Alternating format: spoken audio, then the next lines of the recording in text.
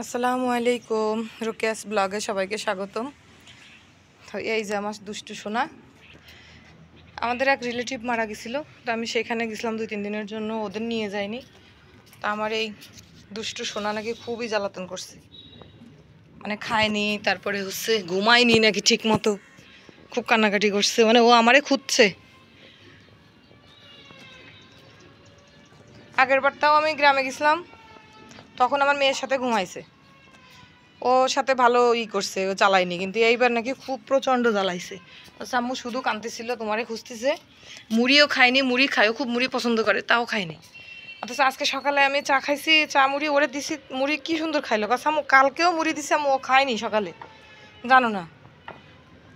তোমারই খুঁজতেছি শুধু, যে কোথায় গেল আম্মু, কোথায় গেল। মানে ওরে আমি তো সবসময় প্রচুর টেক কেয়ার করি, প্রচুর, মানে আমার চোখের আড়াল হইলেই ও কোথায় গেল। এমনকি আমার ছেলে মেয়ে বলে কি, আম্মু তুমি আমাদের থেকে ওরে বেশি ভালো জানো। তাই আমি বলি অবশ্যই, ও তো বলতেই পারে না, তোরা তো বলতেই পারিস। ওর কোনো সমস্যা হইলে আমি যদি খেয়াল না করি, ও তো বলতেই পারবে না যে ওর এটা সমস্যা হচ্ছে। কিন্তু আমি আবার কি, আল্লাহর রহমতে দেখলেই আমি বুঝি যে ওর কোনো সমস্যা হইলে বা কিছু হইলে, আমি তো বুঝি। ওকে 2 বছর 2.5 বছর ধরে পালতেছি ছোটোর থেকে, তাই ভাবিনি যে ও এবার এত করবে। তা আমি বলছিলাম আমারও সময় ছিল না, আমি ওর একটু সাথে সাথে অন্যবার 2 বেলা করে ঘুরতে নিয়ে গেছি, ঘুরাই টুরাই নিয়ে আসি, এবার পারিনি। ওই জন্যই আর কি ও মনে হয় বেশি করছে। পরে 2-3 বার নাকি বাইরে চলে গেছে অনেক দূরে, পরে ওর বাবার ও যে তারপর আবার নিয়ে আসছে ওরে ধরে।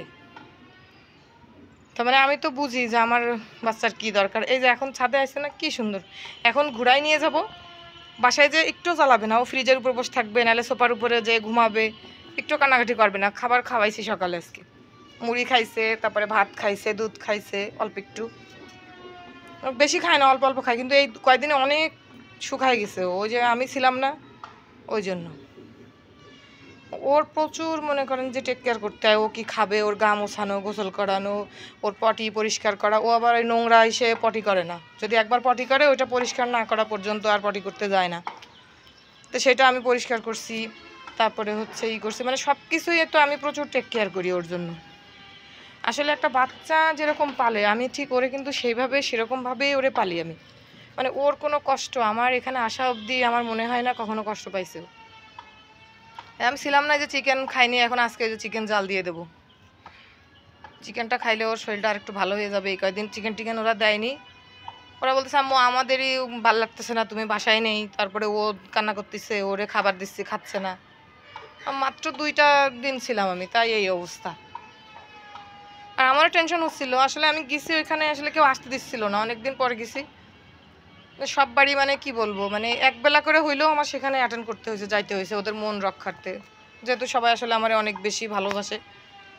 তো 2 ননদ বাড়ি বেড়াইছি, নানা শ্বশুর বাড়ি, তারপরে আমার শ্বশুর বাড়ি, তারপর যারা আমাদের রিলেটিভ মারা গেছে ওদের বাসায়, মানে এই মোট 2-3 দিনের ভিতরে অনেক জায়গায় গেছি। তারপর বাসায় এসে তখন দেখি যে এই বিড়ালের আমার এই অবস্থা, কান্নাকাটি। আমারে দেখে তো সেই কি খুশি, কোলে উঠে আমারে চুমা দিচ্ছে, মানে ওর ওর ভাল লাগতেছে আমারে দেখে। আসলে মানুষ মনে করে কি, আসলে যে এই যে আমরা ভিডিও করি, মনে হয় যে এই জন্যই হয়তো বা বিড়াল পারি। আসলে আমি কিন্তু ওর ভিডিও জাস্ট এই 2-3 মাস দিচ্ছি, এর আগে কিন্তু আমার পেজে বা আমার ইউটিউব চ্যানেলে কিন্তু ওর কোনো ভিডিও ছিল না, আমি জাস্ট কুকিং ভিডিও দিতাম তখন। আর যখন দেখলাম আসলে আমার কুকিং ভিডিওগুলো অনেক লং টাইম ধরে রান্না করো, এডিট করো, অনেক ঝামেলা, আর সময়ের সাথে পেরে দিচ্ছি না, অনেক কাজ থাকে বাসায়, বাচ্চাদের বিশেষ করে মানুষ করতে গেলে আসলে ওইভাবে সময় দিতে পারতেছি না, তখন আমি ভাবলাম যে তাহলে আমার হালুমের ভিডিও 2-1টা দেই। তাই সেখান থেকেই মনে করেন যে টুকটাক ওর ভিডিওই দেওয়া হয়। আর ওর দুষ্টামি, আসলে বিড়াল কিন্তু আমরা প্রচুর, মানে আমি তো প্রথমেই তো আমরা বিড়াল, আমি খুব ঘৃণা করতাম। তারপরে যখন আমি বিড়ালের ভিডিও দেখতাম ভালো লাগতো, ছেলে মেয়ে বলতো আম্মু একটা বিড়াল পালি, বিড়াল পালি। আমি তো প্রথমে রাজিই হইনি। তারপর যখন রাজি হয়েছি তখন থেকে মনে করেন যে আমার বাসায়, আমি এমনও বলছি অনেক আত্মীয়দের, যে বিড়াল পছন্দ করবে না সে আমাদের বাসায় না আসলেও হবে। কেন, যে আমার বিড়াল যেন তাদের কাছ থেকে অপমানিত বা লাঞ্ছিত না হয়, শুধুমাত্র এই কারণে, কারণ ও কিন্তু আমার বাচ্চা, ওর সাথে কেউ খারাপ করলে এটা কিন্তু আমার ভালো লাগবে না। এরকম কথাও আমি হাসতে হাসতে বলছি, যে বিড়াল পছন্দ করবে না সে আমাদের বাসায় আসবে না। তার মানে এই না যে আমি আমার বিড়ালরে ফেলে দেবো বা আমার হালুমরে আমি অযত্ন অবহেলা করব, কখনোই না, অসম্ভব, এটা কখনোই সম্ভব না। ও আমার বাচ্চা, এবং আমাদের বাসায় এমনকি ওর বাবা যে মানুষ বিড়াল পছন্দ করতো না, সেই মানুষও কিন্তু এখন ওরে কিচ্ছু বলে না, এমনকি নিজে না খেয়ে ওর জন্য মাছ গোশ এগুলো রেখে দেয়। কালকে বাইরে গেছে, তারপর বাবা গেছে সাথে, বলতেছে আমার মেয়ে একা যাবে, তো বাবা বলতেছে চল আমিও যাই সাথে। না নিচে যেহেতু ওরা খুব একটা নিচে বাসা থেকে কোথাও যায় না, পরে ওর বাবা আর ও যেয়ে তারপরে বিড়ালটা ধরে ও নিয়ে আসছে। এই আমার ফোনে বলতেছে, আমি গাড়িতে, তখন বলতেছে যে ও বাইরে চলে গেছে, তুমি কত দূরে? আমি বলছি আমার আসতে তো এখন 1 ঘন্টা লাগবে, এখন 1 ঘন্টার ভিতর তো ও অনেক দূরে চলে যাবে। পরে যেয়ে আবার ধরে নিয়ে আসছে। তা এখন একটা বাচ্চা পাললে তারে অনেক টেক কেয়ার করে পালতে হয়। অনেকে দেখি যে অনেক অবহেলা করে, নিয়ে এসে ফেলাই রাখে, খাবার টাবার খুব একটা দেয় না। তো আসলে না, আপনারা যদি বিড়াল পালেন তো তার 100% টেক কেয়ার করবেন। ওদের পিছনে একটা এক্সট্রা সময় দিতে হয়, এক্সট্রা খরচও আছে, কারণ ওদের ফ্লু ভ্যাকসিন, এমনি ভ্যাকসিন, খাবার দাবার, পোশাক আশাক, ওদের ক্যারি করার যে ইগুলা ব্যাগ, তারপরে ঝুড়ি, এগুলো কিনতে হয়। অনেকেই এগুলো আসলে খরচ করতে চায় না। তা যারা এগুলো খরচ করতে চান না তারা কখনোই বিড়াল নেবেন না বা বিড়াল পালবেন না। কারণ ও যখন আসবে, ও কিন্তু তখন মানুষের সাথে থাকতে থাকতে অভ্যস্ত হয়ে যাবে। ও কিন্তু বাইরে ছেড়ে দিলে তখন যে আর বাঁচবে না, কারণ ও বাসার খাবার খায়, ও নোংরা খায় না, ও নোংরার ভিতরে ঘুমাইতে পারবে না, নোংরার ভিতরে চলতে পারবে না। তখন দেখা যাচ্ছে হাইস্ট ওকে ছেড়ে দিলে হয়তো বা 1 সপ্তাহ 15 দিন বা 1 মাসের মাথায় মারা যাবে।